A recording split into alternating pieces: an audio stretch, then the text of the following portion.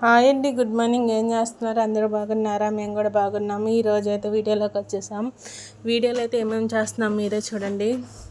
మొదటగా వీడియో నచ్చితే లైక్ చేయండి, కామెంట్ చేయండి, సబ్స్క్రైబ్ చేయండి, మర్చిపోకండి. ఈరోజు సండే కదా, సండే లేచి ఇంకా ప్రతి సండే టిఫిన్ అవి చేసుకుంటాం కదా. ఈ సండే కూడా ఇంకా లేచి పూరి తయారు చేసేసాము. పూరి తయారు చేసి పక్కన పెట్టేసిన తర్వాత ఇల్లు కూడా గిన్నెలన్నీ సదిరేసుకుని ఇల్లు కూడా శుభ్రంగా ఊడ్చుకుంటూ వచ్చాను. అలాగే పక్కన కూడా అన్నం కూడా పొయ్యి మీద పెట్టేసుకుని అన్నం పొయ్యి మీద పెట్టుకుని రెండు పనులు అయిపోవాలని ఒకసారి ఓ పక్కన అన్నం పొయ్యి మీద పెట్టుకున్న తర్వాత ఈ పక్కన ఆ గది ఈ గది శుభ్రంగా ఊడ్చుకుంటా సదురుకుంటూ వస్తున్నాను.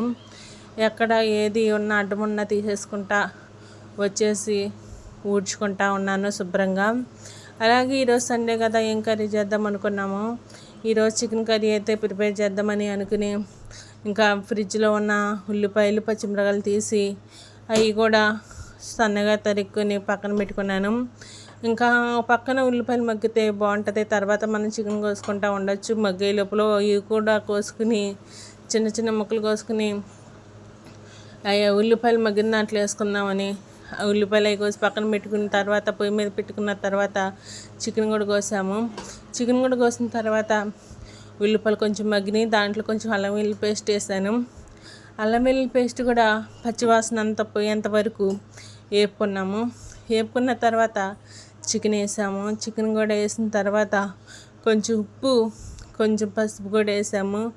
బాగా ఉప్పు పసుపు వేసి బాగా దాంట్లో నీళ్ళు ఉన్నాయి అంతవరకు నీళ్ళు ఊరుతాయి కదా చికెన్లో, అవి ఊరేంత వరకు ఉడకబెట్టుకున్నాము. చికెను బాగా ఉడకబెట్టుకున్న తర్వాత ఏం వాటర్ కూడా కొంచెం కూడా పోయలేదు. అలా ఉడకబెట్టుకున్న తర్వాత కొంచెం అలాగే పసుపు కారం అవి ఎన్నో వాటర్ లేవు చూడండి మీరే. తర్వాత ఏం చేశానంటే కారం కూడా వేసాను. కారం కూడా పచ్చివాసన అంత పోయినంత వరకు ఉంచుకున్నాను. ఉంచిన తర్వాత ఇంకేం చేద్దాము ఏంటనుకున్నాం. తర్వాత చికెన్లో కావాల్సిన గరం మసాలా చికెన్ మసాలా అవి ఉంటాయి కదా, ఆ పొడి కూడా వేసేసాను. చికెన్ మసాలా వేసాను, గరం మసాలా కూడా వేసేసాను.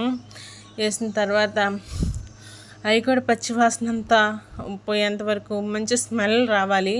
నూనె మట్టికి పైగా తేలిందనుకో మంచి స్మెల్ వస్తుంది. ఆ స్మెల్ వచ్చేదాకా ఉంచుకున్నాము. తర్వాత ఇంకా టిఫిన్ కూడా చేసేసి ఇంకా సండే కదా స్నానం చేసి చర్చికి ఎలాగైతే అన్విత నేను రెడీ అయ్యాము. ఇదేనండి బ్లాగ్ ఈరోజు అయితే. నచ్చితే లైక్ చేయండి.